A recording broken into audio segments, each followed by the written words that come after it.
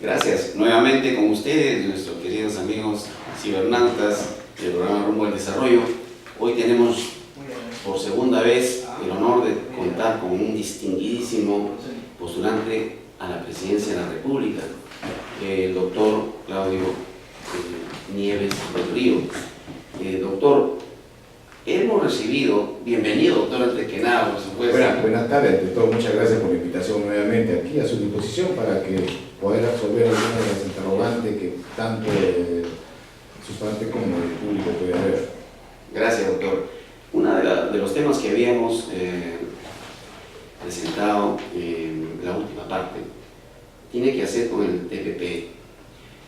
Resulta que se han dedicado a estos temas que ya no son pues el problema petrolero. El TPP ya no es los avances en las ocupaciones de territorios, no señor. Ahora lo que están viendo es los nanoelementos, están viendo los conocimientos científicos, están viendo las patentes, están viendo una serie de cosas que son de carácter netamente científico.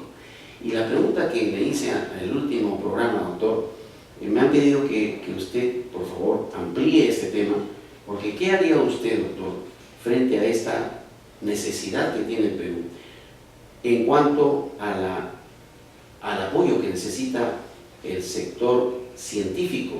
Porque no hacen casi nada, doctor, en el país por otorgar prioridad a aquello que en el mundo es lo más importante: el conocimiento científico, el crecimiento científico. Bueno, en principio aclarar algunos conceptos. Las universidades no forman científicos, forman profesionales. La ciencia es más allá de lo que es la carrera profesional, y muchos profesionales tienen que hacer estudios superados para poder llegar a esos niveles de ser científicos. Ahí donde debe desarrollarse la tecnología y el conocimiento mucho más amplio, o llamado el conocimiento universal. Aquí en el Perú, desgraciadamente, las universidades dan una formación profesional mediocre. Tal es así que en la vez anterior yo le decía de que lo que no se enseña en el pregrado se enseña en el posgrado. Entonces las universidades se han convertido en entes mercantilistas. Decía incluso en la última reunión de los gobernadores, decían que las universidades privadas son las más mediocres del Perú. ¿Por qué? Porque se ha mercantilizado este estudio profesional. Y ahí donde hay poca capacidad de tener profesionales con nivel. Las universidades nacionales no se invierten mucho en temas de investigaciones, y la mayor parte de los recursos se invierten en cuestiones administrativas. Por ejemplo, yo lamentaba, y lo tengo que decir acá, ¿no? ¿Ya?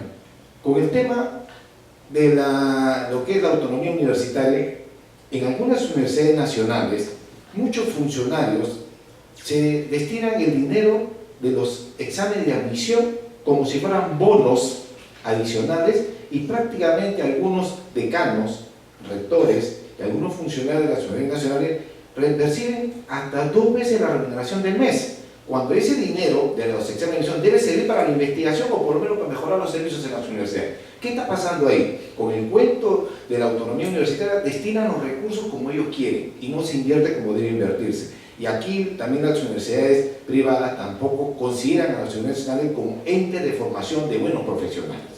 Entonces ahí tenemos que nosotros ver el tema de que la educación es buena a nivel superior. Usted me hablaba del tema de lo que es el tratado TPP. Se ha mantenido mucho en reserva. No se olvide que cuando estaba el ministro Martínov se habló, y su salida generó una serie de polémicas por el tema que se denunció un posible lobby en el tema de los laboratorios.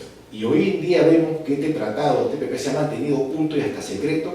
Y anteayer escuchaba a la ministra y decía que en algún momento los tratados tienen que mantenerse de manera reservada para no ser perturbados. ¿Perturbado por quién? Si es interés nacional, que el pueblo pueda saber sobre qué se va a decidir en los tratados. Cuando se hablaba del Tratado de Libre Comercio con Estados Unidos, también se dijo lo mismo. Y cuando se firmó el tratado, resulta que en el tema educativo hay más de 38 componentes referidos al tema educativo, que incluso incorpora el tema de la privatización de la educación. Eso no se dijo. Todo el mundo pensaba que el Tratado de Libre Comercio con Estados Unidos era un tratado de complementación comercial. No nos olvidemos, yo recuerdo que en el año 2008 se produjo la reunión de la FIA, la Federación Iberoamericana de Abogados, en el Hotel Sheraton, y me acuerdo que uno de los puntos fue el Tratado de Libre Comercio con Estados Unidos, 2008. Entonces, salieron las voces altisonantes y decía de que el Perú, o mejor dicho, Estados Unidos se beneficiaba de la economía peruana. Y el representante norteamericano lo dijo muy claro. Primero, el tema comparativo de la economía peruana con respecto a la economía norteamericana. Ellos decían así: el Tratado de Libre Comercio es una ampliación del ACTA, el Acuerdo de Complementación de Lucha contra el Narcotráfico. Y también señalaba de que el Perú había pasado de 18, después a 42 millones, bajó a 15 millones, y se establecía en el año 2008 en cerca de algo así de 180, 190 millones de dólares de apoyo norteamericano a la lucha contra el narcotráfico. Eso, de acuerdo al Tratado de Libre Comercio, tenía que pasar en los próximos 8 años a 3.000 millones de dólares de productos peruanos colocados en el mercado norteamericano como producto de la erradicación y sustitución de los cultivos de coca. Pero hace poco hemos tenido al ministro del Interior, Urresti, que salía en la televisión y decía: hemos decomisado 400 kilos de drogas, 600 kilos de drogas. Y Estados Unidos decía: bueno, ¿y no dice que se están erradicando los cultivos de coca? Entonces, cuando se venga aquí al Perú el tema de la evaluación del Tratado de Libre Comercio con Estados Unidos y van a decir: oiga, se están cumpliendo las metas del tratado, entonces esa es una por una parte. Y el tema de la comparación de la economía, me acuerdo que el representante norteamericano le decía así: Perú va a pasar a 3.000 millones de dólares. Para hacer un comparativo del año 2008, Estados Unidos celebra todos los años contratos por servicios del orden de los 3 trillones de dólares. Entonces, imagínense que su economía es un grano de arena en comparación de la economía norteamericana. Y en ese momento se producía la elección o la candidatura del presidente, el actual presidente Obama, del Partido Demócrata. Y todos sabemos muy bien que los demócratas no son partidarios de los tratados de libre comercio a comparación del Partido Republicano. Pero como la economía política, la economía económica del Perú no es tan considerable, es ínfima en comparación de Estados Unidos, es que los demócratas dieron pase al Tratado de Libre Comercio, pero no se han cumplido las metas de la erradicación y sustitución de los cultivos de coca. Ahí es donde vienen estos temas en que se tiene oculto. Otro tema que se tiene oculto y se ha mantenido oculto es saber cuánto de dinero realmente se dé por concepto de bonos emitidos por el Estado peruano. Ya sabemos, hace pocos días salió el tema de los bonos buitre, en la cual se va a demandar al Perú el tema de los bonos de reforma agraria, en la cual le va a significar, ya se sabe el monto, 5.100 millones de dólares, solamente el tema de los bonos de reforma agraria, y lo están llevando al arbitraje internacional por efecto del Tratado de Libre Comercio con Estados Unidos, porque allá en Estados Unidos hay lobbies que sí compran los papeles de la deuda y bonos y vienen al Perú y lo llevan a los arbitrajes internacionales. Esto lo hemos sabido desde que el Perú también hizo las negociaciones de la reinserción el año 92 para la reinserción del Perú en el sistema financiero internacional. Son temas que deben decirse, desgraciadamente no se han dicho, y nos encontramos con sorpresa cada vez que hay estos problemas. Hablé con el doctor Modesto Montoya, que es uno de los más altos representantes de lo que es el sistema científico que hay aquí en el Perú, el EDC. El doctor Modesto Montoya agrupa a muchas personalidades que en instituciones están discutiendo permanentemente y están solicitando hace muchísimo tiempo que se atienda el sector de investigación científica. Él tiene un programa en Radio San Borja, ¿no?, que está permanentemente también presentando esta problemática y solicitando a todos los gobiernos que han pasado, inclusive, el apoyo serio a lo que es el estudio de la investigación científica. En las universidades sí se preocupa, debería preocuparse mejor, por supuesto, del desarrollo científico. Lo que ocurre es que no se preparan adecuadamente los profesores en lo que es el proceso científico, o lo que es la ciencia, o lo que es la metodología adecuada para poder hasta enseñar lo que es hacer una tesis. Una tesis implica no solamente el conocimiento metodológico, sino también cómo es que se plantea un tema, cómo se problematiza, cómo se determinan los objetivos, cómo se determinan las hipótesis, las variables, etc. Es todo un proceso y un trabajo importantísimo de formación para el profesional. O sea, las universidades sí otorgan la ciencia, o sea, están hechas para coadyuvar al desarrollo científico del Perú. Sin embargo, usted tiene toda la razón, doctor, hay una preocupación muy grande por lo que el manejo que se tiene y el descuido inmenso que hay sobre la aplicación del gasto que debería darse, y no solamente eso, sino que estamos siempre sufriendo las consecuencias de ese embate, ese adelantamiento que hacen los países desarrollados y que a nosotros nos tienen sometidos. Mi pregunta anterior también fue a este lado. Existen, ya son conocidos los casos internacionales por los cuales Estados Unidos, por ejemplo, en algunos casos maltrató a investigadores que crearon, por ejemplo, el agua como sustituto de la gasolina, etc. Entonces, o lo biocombustible también. Y, ok, perfecto. Entonces, doctor, usted en su gobierno, ¿qué es lo que va a plantear para que ese tipo de trabajos, y reitero, cómo usted va a plantear la nueva forma, la nueva modalidad de que la ciencia sea tan importante como los que existen en otros países que se llaman desarrollados? Bueno, usted sabe muy bien que la última ley universitaria tiene problemas porque se ha hecho desde un punto de vista mercantilista la universidad, no investigadora, científica. Tal es así que incluso yo conversaba una vez con el decano de la Universidad Nacional de Ingeniería y le decía, ¿cuántos de esos ingresantes niños genios terminan la universidad? ¿Y cuántos se han graduado? Entonces muchos de ellos no se han graduado, porque el tema de la educación universitaria va más allá de lo que es dominar la matemática en el tema del preingreso universitario. Creemos que esos alumnos que muchas veces desarrollan un examen de admisión de mucha más capacidad, son niños genios, y no son niños genios lo van a demostrar cuando esos niños sí demuestren en la universidad un alto rendimiento, pero la Universidad Nacional no tiene esa capacidad de darle un alto rendimiento. Entonces ahí nosotros tenemos que mejorar la educación universitaria y darle insumos a la universidad en el tema de la investigación. No es difícil investigar, porque el conocimiento universal se tiene a la mano.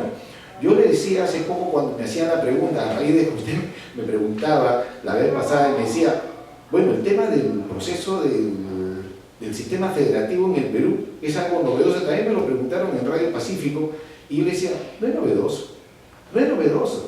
¿Usted sabe quién es el máximo exponente del federalismo en el Perú? Bueno, yo sé que Estados Unidos y México en el exterior. No, pero acá, usted. Claro, no. Esa misma pregunta se lo hice al finado Javier de Canseco. Y él me decía así, no, es que el sistema federal es pro-capitalista, pro-imperialista, es su percepción ideológica. Y yo le decía, el máximo exponente del federalismo en el Perú es José Carlos Mariátegui, en los 7 en serio de la realidad peruana. Él habla del sistema federal como alternativa. Como alternativa. ¿Comprende? Pero no era lo principal. Claro. Entonces, ¿qué es lo que pasaba? Todos los gobiernos, o todos los países, en su etapa de formación, han tenido de alguna manera inclinaciones hacia tal o cual forma de gobierno. Y en el Perú, muchos le dicen, ¿cuándo se funda la República? Yo le apuesto que en este momento usted hace una pregunta y dice, ¿cuándo se funda la República? Y el que menos va a decir, el 28 de julio de 1821, falso. La República se fundó en 1823. ¿Y por qué se funda en 1823 la República? Porque Bolívar era partidario del sistema republicano, pero San Martín no era partidario del sistema republicano. Tal es así que San Martín manda una comisión a Europa a traer un rey al Perú. En Estados Unidos, después de la independencia de las colonias, también se mandó una comisión a Europa a traer un rey para los Estados Unidos. O en ese momento la incipiente de los Estados Unidos de Norteamérica. Entonces, eso no significa que somos promonárquicos, sino hay que ver lo que actualmente le favorece al Perú. Entonces, en el tema del desarrollo científico sí hay que ser muy concreto, es decir, la universidad tiene que tener otro rollo, un rumbo. ¿Cuál es ese rumbo? La modernidad, concebida como el adelanto del desarrollo tecnológico, científico y la captación de nuevos métodos del conocimiento, de la enseñanza de los jóvenes universitarios. Doctor, y nosotros tenemos ese problema también. Como profesores, como maestros que somos, conocemos que los libros que vienen, que nos enseñan la ciencia, el método científico, nos hablan lógicamente de los grandes filósofos que nos orientan, nos guían y nos dan sus métodos, ¿no?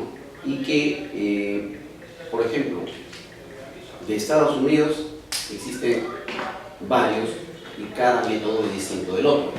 Así es. Einstein dice que sacó la lengua, te lo he dicho así, discúlpeme, ¿no? Porque se burlaba de aquellos que le decían a él que era pues un loco, un tonto, que con su método no va a llegar a ningún lado. Es decir, lo que quiero decirle a usted, doctor, es lo siguiente. No es que vamos a recrear, digamos, o tener la necesidad de traer del exterior a grandes científicos para que nos orienten en ese campo, aquí en el Perú. Grandes.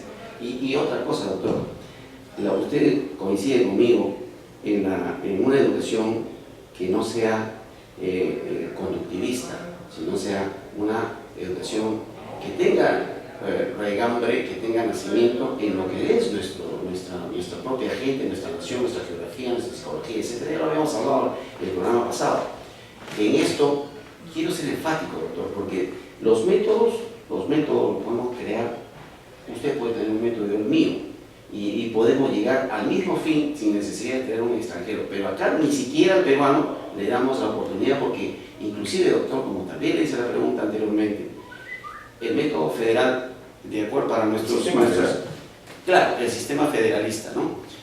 Nosotros, mis queridos cibernautas, no tenemos mucho conocimiento de esto, pero vamos a leer lo que dice un diccionario, porque vamos a instruirnos un poquito. Dice: el federalismo es el sistema político por el cual varios estados independientes prescinden de parte de su soberanía. La soberanía, entendida como todo del poder político de una nación o de un organismo que no está sometido al control de otra nación o de otro organismo, ¿no? Entonces, ahora sí, más o menos entendemos que es una agrupación de estados, una federación, para formar una unidad internacional definida por encima de los estados miembros, y a la cual corresponde la soberanía externa. USA y México son los principales representantes. ¿El modelo para el Perú cómo sería, doctor? Bueno, primero nos dijeron a nosotros, cuando se dé la ley de la descentralización, nos dijeron: van a ver, primero eliminar el excesivo centralismo de Lima, porque todas las decisiones de provincia tenían que venir a Lima, y mientras Lima no decidía, no se hacía nada en las provincias, especialmente en los departamentos. Y segundo, dijeron: vamos a aplicar la simplificación administrativa. ¿Correcto? O sorpresa, hoy en el Perú hay más gobernaciones regionales que departamentos. Así es. Entonces, ¿qué ha pasado? Se ha generado una descentralización burocrática. Ayer mismo han aprobado la compilación de la ley que crea la provincia de Ventanilla. Sí, efectivamente, ¿Se comprende? Y han elevado, no, yo conozco Ventanilla porque yo llegué a vivir a Ventanilla con mi familia en el año 62. Entonces yo soy hijo de familia pionera de Ventanilla. Y Ventanilla tenía dos urbanizaciones, Satélite y Naval. Hoy en día tiene Mi Perú, el distrito de Mi Perú, el distrito de Ventanilla, Satélite, Pachacute, o sea, prácticamente sobre el mismo terreno de lo que es Ventanilla, que es a partir de Chillón hasta lo que es la Panamericana Norte, todo eso es Ventanilla. ¿Qué han hecho? Lo han subdividido y han creado una provincia y generan más gasto de recursos. ¿Por qué?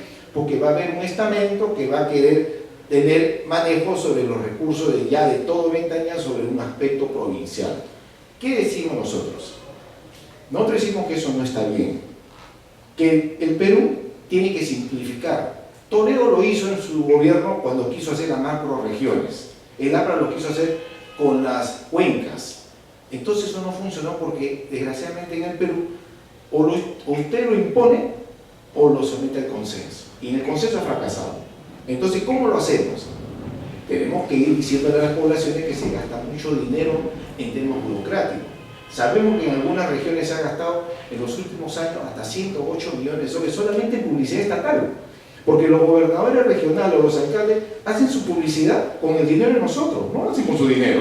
Muchos alcaldes, hasta los chalecos, los trabajadores tienen sus nombres. Es un abuso. ¿Y por qué es ese abuso? Vamos a pasar un poco a la historia para ir ya al tema.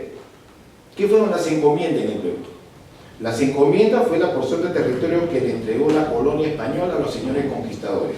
Y esa encomienda correspondía los recursos naturales, los recursos animales, el territorio y los indios. Los indios recién se desarrollaron de la tierra, recién con el tema de la reforma agraria en el tiempo de la colonia, porque en parte del latifundismo consideraba al indio como parte de la tierra. Ese concepto de propiedad hoy en día se traslada al Perú del 2015 y usted ve que un alcalde no permite, por ejemplo el caso del alcalde de Callao, no permite que los taxis de Lima ingresen. Así es. Pero él no es propietario del Callao, él es un administrador de servicios. Ese concepto de propiedad tenemos que eliminarlo. ¿Por qué? O quitarle su cerebro. ¿Por qué? Porque hay un artículo de la Constitución que establece libre tránsito. Y el alcalde, que yo sepa, la avenida Colonial y la avenida Argentina se ha hecho con el dinero de los chalacos, con el dinero de todos los peruanos. Entonces, cuando nosotros hablamos del sistema federal, decimos, tenemos que simplificar, hacer 10 estados federales. ¿Para qué? Para modernizar y diversificar la economía del país. Tenemos que dejar de ser exportadores de materia prima para convertirnos en lo que es el procesamiento industrial de la ganadería y de la agricultura. Con 7 puntos, por eso yo le decía anteriormente, yo no soy partidario de ese famoso acuerdo del tren rápido de Brasil al Perú que van a sacar materia prima. Yo soy partidario de un tren bilateral Ecuador-Perú que lleve desde Quito hasta Puno y Cusco con 7 puntos de concentración de producto o industria de lo que es la industria agroindustrial y 5 puntos de comercio exterior, que hoy en día el gobierno lo está diciendo, pero el gobierno lo hace pero no tiene producción. Ese es el gran problema. Entonces nosotros tenemos que hacer que esta diversificación de la economía y esa descentralización se pueda hacer. ¿Por qué? Porque las ciudades, las poblaciones de las ciudades concentran mucha población. ¿Por qué? Porque en las provincias no hay oportunidades de trabajo y no hay oportunidades de desarrollo. Entonces, al hacer industria en las provincias se van a volver atractivas y la gente va a poder ir a las provincias. Al ir a las provincias, ¿qué se va a generar en las grandes ciudades? Un despoblamiento por lo menos significativo. Por eso acá no funcionan los servicios públicos porque hay mucha concentración. Yo le decía en la anterior entrevista que Lima es una ciudad hecha para 3.800.000 habitantes y soporta entre 8 a 10 millones. ¿Cómo podemos nosotros ordenar Lima si primero mucha población está concentrada? No solamente en Lima, sino en todas las capitales de la región. Ese es un problema. Sí, sí. Justamente, doctor, nosotros estamos en el aire para satisfacer también las preguntas de ampliación del tema que usted ha planteado de manera exitosa. Y yo le deseo mucha suerte, doctor. Dígame por último, doctor, ¿por qué tendría usted que decirle a nuestros televidentes que voten por usted? Bueno,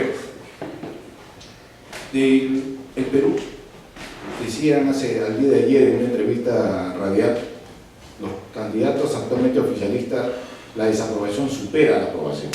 Hay una gran desconfianza en la población en la actual clase política, con los actores políticos. Yo hablé también de que no se trata de un outsider, se habla de un nuevo liderazgo. Y nosotros queremos ser ese nuevo liderazgo porque profesionales como usted, como yo y otros profesionales que estamos preparados y que cuando irrumpimos en política nos dicen, no, estos son improvisados, estos no saben nada. ¿Pero qué quieren? En algún momento dijeron, este no ha tenido experiencia política, no hace una carrera política. Y que yo sepa, en el Perú no hay carrera política. Es el aprovechamiento de algunos grupos políticos porque consideran a la reelección como un medio de vida. Hay muchos políticos que han vivido de la política y consideran que la reelección como algo normal. Yo me acuerdo que cuando se quejaban de Fujimori y decía, no va a haber reelección, porque Fujimori hizo la reelección. Y dijeron, ya bueno, el presidente no se puede reelegir. Oye, los congresistas, no, los congresistas no, porque no tenemos. Y cuando vienen algunos nuevos congresistas y dicen, nosotros los políticos que tenemos experiencia, debemos enseñar a ellos. Oye, si su experiencia ha sido mala, porque sus partidos son malos, incluso mucho manchados por temas de corrupción, ¿qué van a enseñar? Es como decir que un policía que ha estado metido en temas de corrupción vaya a la escuela de oficial o a la escuela de suboficial a enseñar cómo se forma un policía. ¿Qué está formando? Delincuentes. Entonces tenemos que darle moral. Por eso yo le digo, yo no le quité la confianza al pueblo, ni la esperanza. Esa se lo quitaron los políticos que actualmente quieren volverse a reelegir. Yo soy un candidato de esperanza y yo quiero gobernar para todos los peruanos, no para los pobres, no para todos los peruanos, porque los pobres, la clase media y la clase alta, todos tienen necesidades y tienen necesidad de superación. Doctor, realmente le agradecemos muchísimo, le deseamos mucho éxito y desde acá hemos satisfecho las inquietudes que tenían acerca del tema tan importante que va a guiar no el destino de nuestro país. El federalismo es muy importante. Doctor, mucha suerte, le agradecemos infinitamente, ojalá tengamos la oportunidad de contar nuevamente con su presencia. Muchas gracias, doctor. Muchas gracias. Siempre estaré a su disposición y ante todo agradecido por las invitaciones que me han hecho. Muchas gracias, doctor. Buenas tardes, amigos. Gracias.